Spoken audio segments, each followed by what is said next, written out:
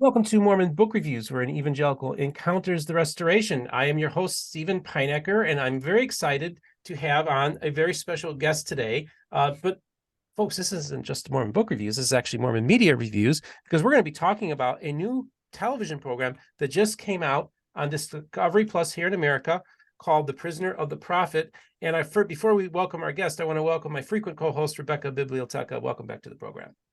Thank you so much, Steve. How are you today? Doing absolutely awesome. And actually what happened was earlier today, we saw Allison started promoting this program that's just got released on Discovery Plus. So you're probably just hearing about it now.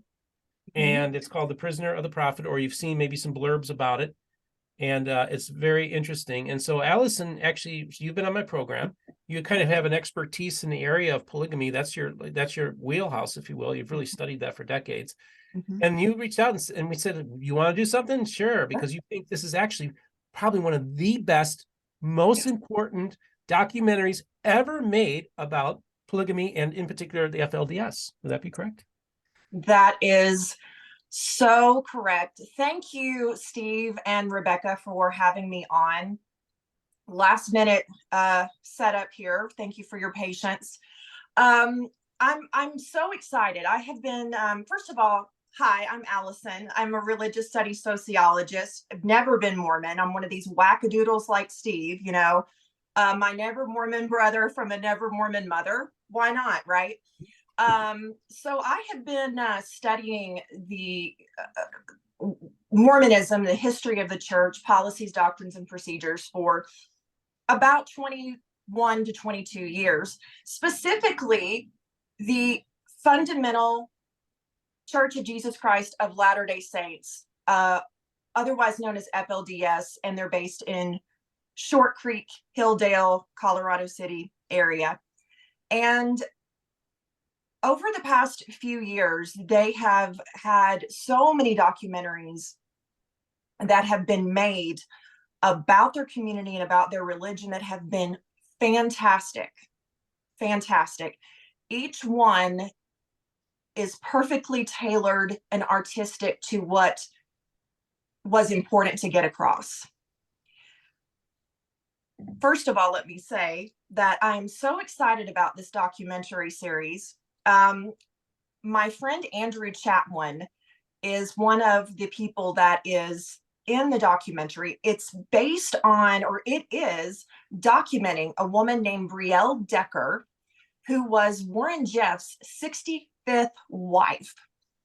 And Andrew, who is in the documentary, along with, I believe, Patrick Pipkin and Seth Cook, I hope I got that right, guys, they own this property.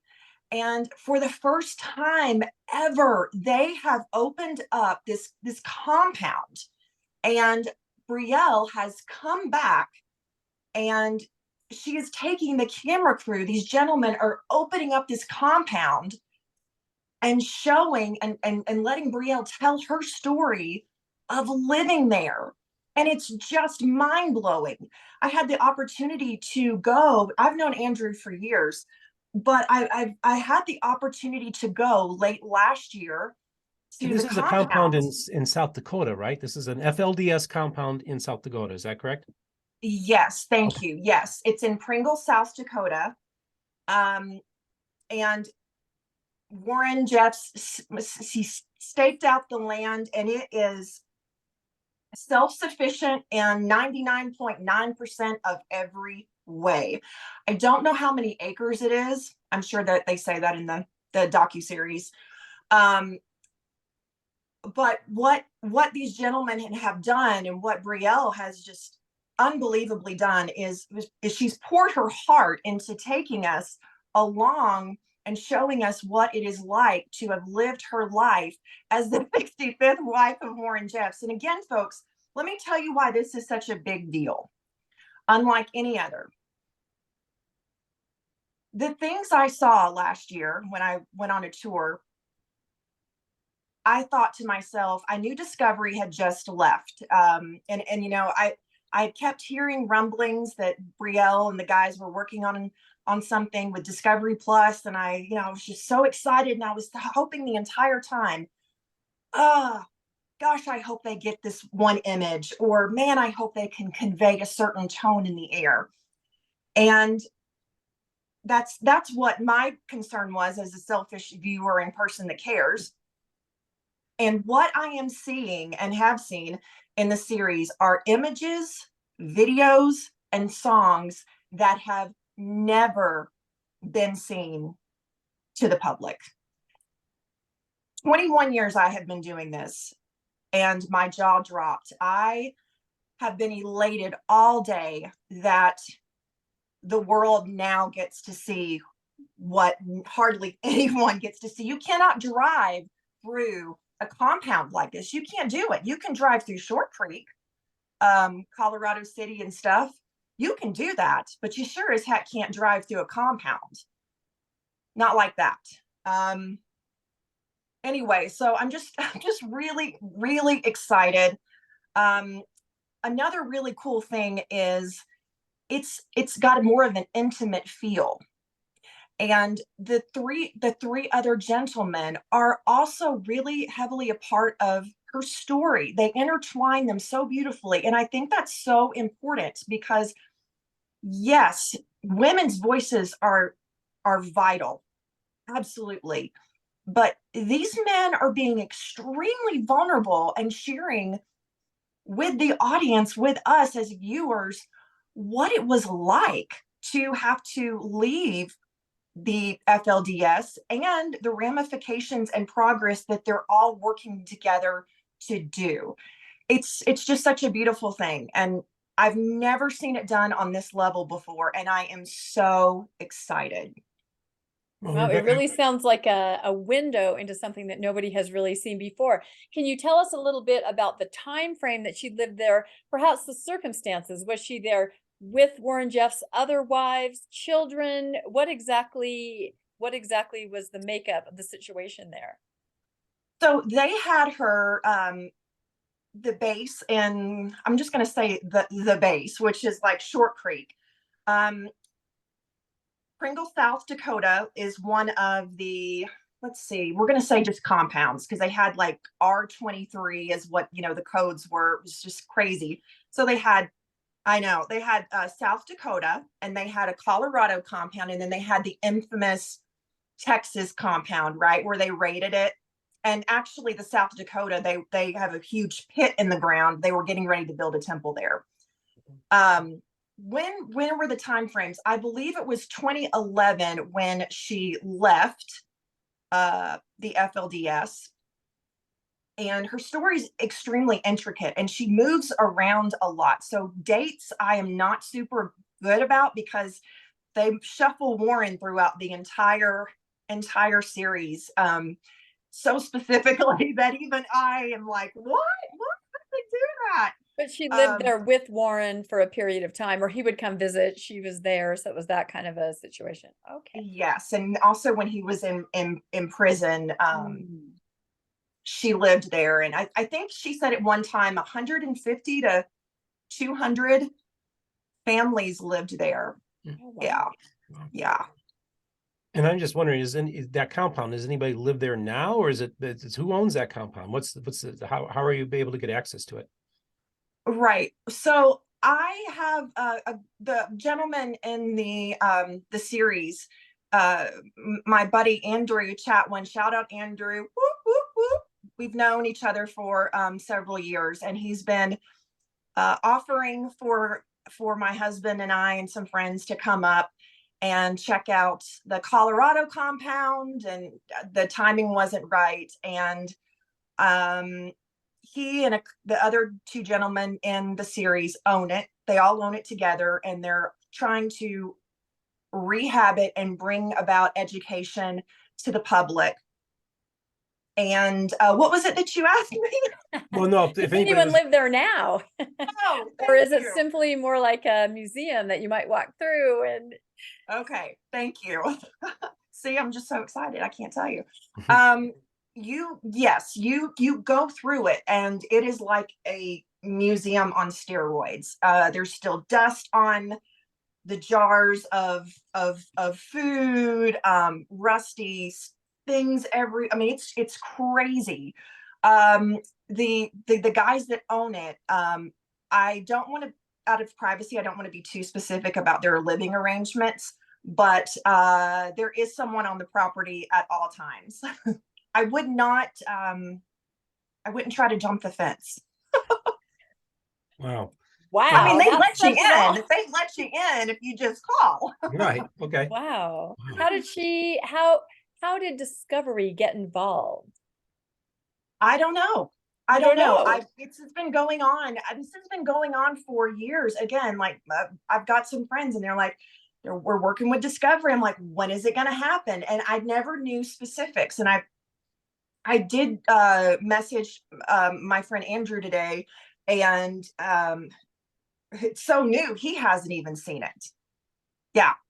So the origins of it, I don't know. I'm looking forward to having someone else that was on the series come and talk to some media. Let's get these folks in front of some media in our community, because I'm telling you, 21 years, I have never seen, heard, whatnot of what they are sharing to the public. I've seen it when I visited, but nothing that it's crazy.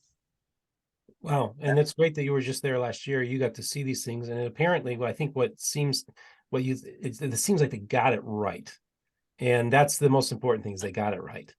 They got it right. And I never look, the other documentaries, especially Keep Sweet, Pray and Obey, was wonderful.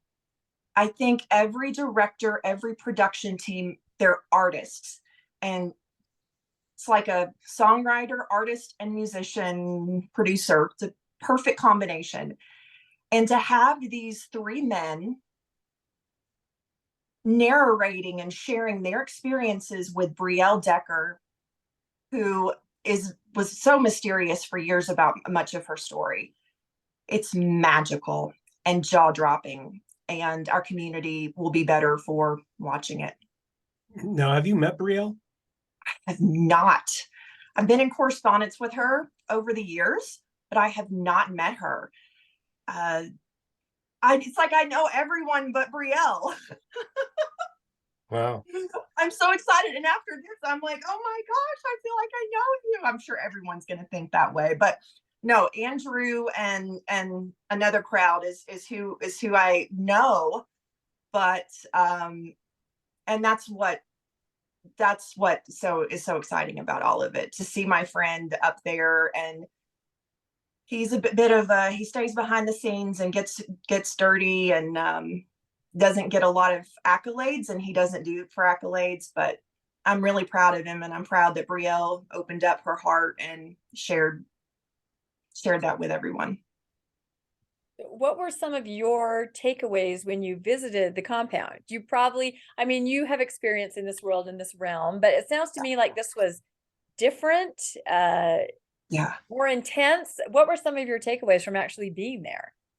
Well, I guess what struck me was South Dakota. I had not spent time there. If you can't tell, I'm from the South.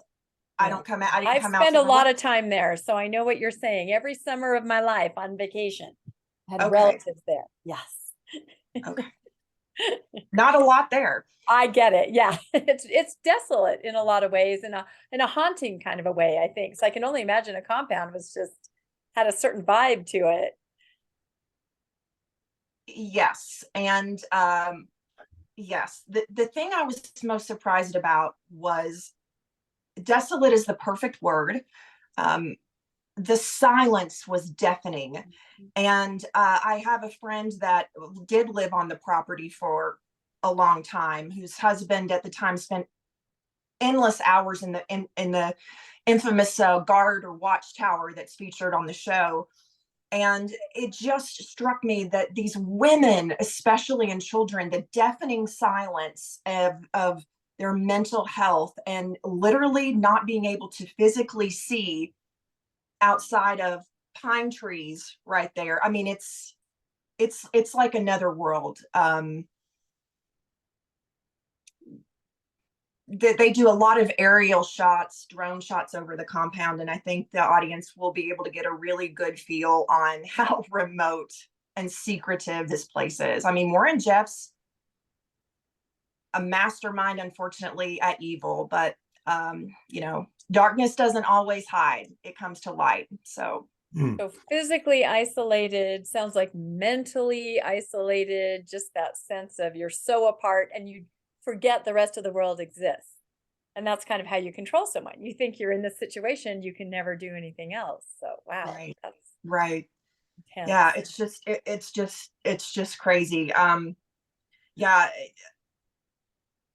the things that we saw were, I'm so happy to say, featured in the documentary series. So, you know, all kinds of like love letters, photo albums with people cut out of them, scratched up faces. It's just letters, you know, letters, love letters to him in prison, videos, and just other things that are just not PG. So unbelievable. So again, no one's ever seen this stuff. So is this compound, is this the central part of this documentary, or is that just one of the characters that's in this? Because it sounds to me like there was a lot of traveling and that she wasn't always there as well. I mean, maybe just talk a little bit about the broader story of the series. Yeah, so that's a really great point, and that's why this is such a big deal, is because it does show other locations, but about 80% of the documentary is within the compound walls. Walking from room to room, walking into the, I don't want to give too much away, but storehouses and all these kinds of levels and hidden rooms and really crazy stuff. And about 80%, 80 to 85% is on the South Dakota property. And that's, and no one's ever seen this. No one has ever seen this. Okay. So, and now they will. So this is for those of you who are, of course, interested in the history of polygamy, FLDS. This sounds like a great opportunity to get a bird's eye view and also very intimate view of this compound. And it also probably tells you a lot about the mind, like you said, he's a mastermind, the mind of Warren Jeffs that wants to create this world that basically isolates everybody. It's a classic cult leader tactic, kind of like when Jim Jones they went over to the Guyana and it separated themselves in the middle of nowhere as well. It has that Jim Jones feeling to it. Yeah, and there's a cult expert on there, and I don't remember the last time this guy was on. Rick Ross, I think. I mean, they just have the best of the best people lined up, several sociologists lined up that are breaking down what specifically happened at the South Dakota compound that impacted Briell and the other inhabitants' mental health. So yeah, it's great. What would be your hope for those of us? I'm going to go get a free trial to Discovery as soon as we get off this call so I can watch it. But what would be your hope for the viewers? What would you like them to know or to learn or to take away or to feel? What would you hope that this documentary is able to accomplish? That there is, Brielle has the human soul. Her soul is so resilient. She had every reason to curse and give up on God, but several times throughout it, she throws in subtly that she doesn't give up on God, which is very strange to me.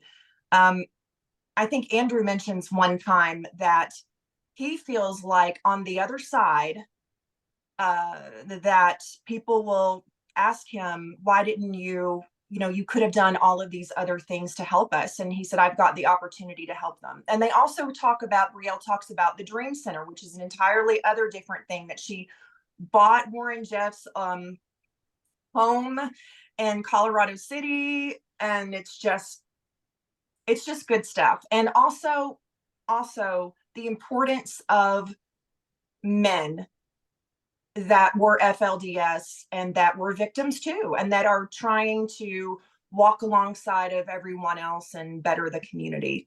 And knowledge is power, and that's what they're doing. And it's just so awesome, guys. Thanks for letting me talk about it. Oh, absolutely. Kind of a commission or something. Maybe.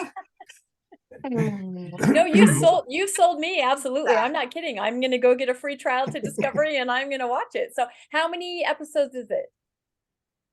It's three episodes. And when it came on at 3 a.m., I was, I didn't know it was more than, I thought it was only 1 hour. Oh. And so when it showed 3, I was like, oh, I'm not going to sleep tonight. And I didn't. Wow. So you're unlimited sleep and everything. You're doing this, and you're all hopped up and ready to go. This is awesome. I wanted to say, you brought up the Dream Center. Yeah. And of course, I live in the Christian community. I don't know if I've ever told you this. I may have, but I live in the Christian community where the pastor Tommy Barnett received confirmation from the Holy Spirit that he was supposed to start the Dream Center. And for years, they marked the spot in the church. They for years had a plaque. This is the spot where the Dream Center was born. And of course, later then they would open their first place in Los Angeles and have branched out to many, many places, of course, out there in Short Creek. So there is that weird connection that the Dream Center got its start in my Christian community. Pretty wild. You should mention exactly what the Dream Center is in case talk some about of your that. viewers don't know. So all of us are like, yes, but maybe someone's going, what is that? So you know what? I think that they should watch the documentary.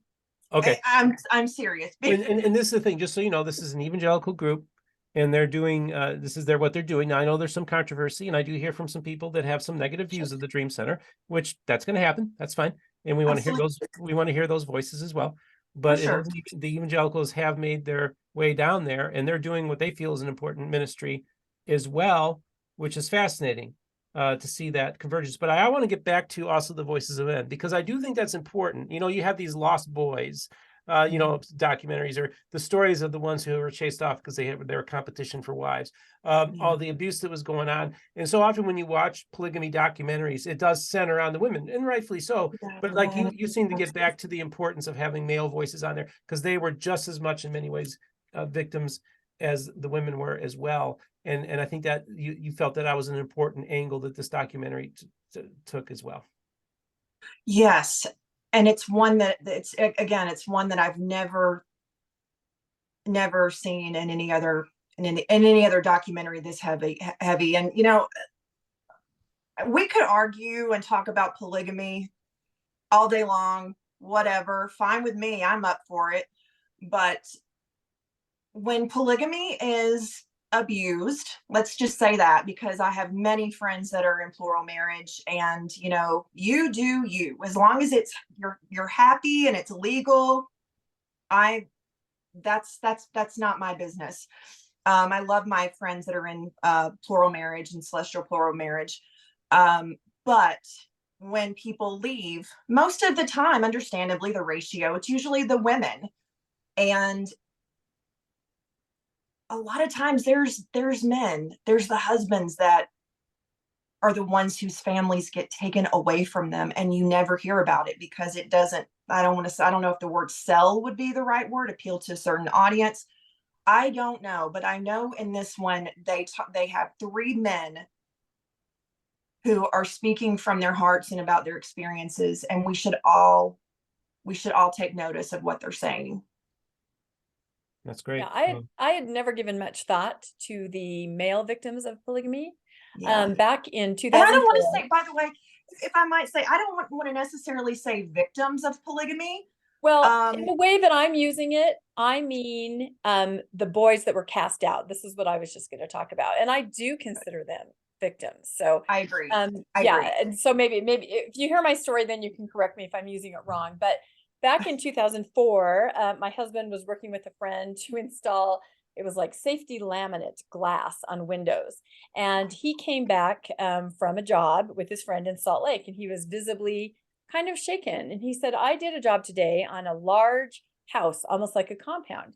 And he said, there's a man in our community who is trying to support these boys, like teenagers, that have been cast out of their families and their communities because there's no room for them in polygamy.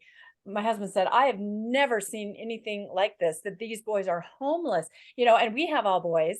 And he was so moved, thinking, how would you ever do, and so he had been there, he'd learned about the situation. I wish I could think of this man's name. Dan Fisher? It might have been, yeah, It's I Dan cannot remember Fisher. the name. I think it probably, I yeah. think so. Anyway, had set up a foundation, had set up a house. He That's was him. literally taking these boys off the street. They've been in this community and they're sent out and they don't know what to do or where to go. And so that's why I use victim. I use victim as a young boy that's been For thrown out sure. of community. I would never use it for someone who's, Yeah, anyway, no, that's how I yeah. used it. So to I paraphrase, guess but that's yeah, both of us were just, we had never thought of that angle, that you can be removed from a community if there's no room for you in that situation. And it was just having boys ourselves. We were very emotional about the things that he told me that he learned and saw. And we were very happy to hear that there are people supporting, and this is 20 years ago when they were doing this, almost 20 years ago in 2004. So I think it's probably Dan Fisher. probably. And yeah, a lot of drug abuse and loss of lives and Yeah. all kinds of stuff on that end. But yeah, I'm glad you shared that for sure. Yeah, and I haven't thought about it for a long time, but that just brought it up. Just thinking there's these little guys out there on the street, my kids' age, teenagers, and yeah, it was very, very saddening to me to think. And hopefully this docu-series will kind of plant a little seed in people's minds to be on the lookout and listen for any boys and young men and whatnot to love on and to help through life. Yeah. Yeah. Wow. Well, I just want to say, I want to thank you for bringing this to our attention. It's the Prisoner of the Prophet, and it's primarily Briell Decker's Briell story. Decker. And of course, the three gentlemen that you talked about. And also one of the main emphases of this is to witness compound the vision of Warren Jeffs, what he had for his people, the world that he wanted to create for them. And then, so it sounds like a very fascinating show. Rebecca is going to probably be watching it tonight, and she'll probably be messaging me and telling me how it's going. And so we want to thank you so much for bringing this to our attention. And we, of course, wanted to give you the platform to promote it. And if I can leave links in the descriptions to maybe hook up to it, I will. In the United States, it's available on Discovery Plus. If you live outside of the United States, I'm sure that you could just look at various streaming services. You could probably do a search and find out what streaming service it will be in your country. So check it out. Prisoner of the Prophet, and Allison Biggers, fellow evangelical Christian, a fan boy girl of the Restoration, an expert of polygamy. Thank you so much for coming on the program today. Thank you. Thank you for allowing me to share this incredible work of art, in my opinion. Rebecca, I love you. You're awesome. Thanks for having me, guys. She's the best co-host in all the Mormon podcast world, and I'm glad the one that found her. She's the bomb. Thank you, Rebecca. Love you. Yep. Okay. Well, folks, thank you so much again, and check it out. And I want to hear your comments, maybe after you watch the film. Tell us what you thought about it. We always like to get and then give us your perspective on polygamy too. What are your thoughts of it? If you're an evangelical, I want to hear what you think. And of course, members of the Church of Jesus Christ of Latter-day Saints and all the other voices of the Restoration.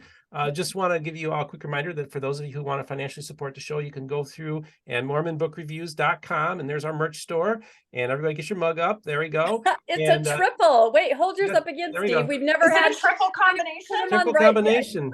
Triple combination. Of course. I should grab my triple combination. I have one right here. So merch store, and then of course you want to support us on PayPal financially as well as on Patreon. And thank you for all those who do financially support the program. And also remember, we are on all the major podcast formats. We just had our best month on our audio podcast format in January, so that is continuing to grow as well.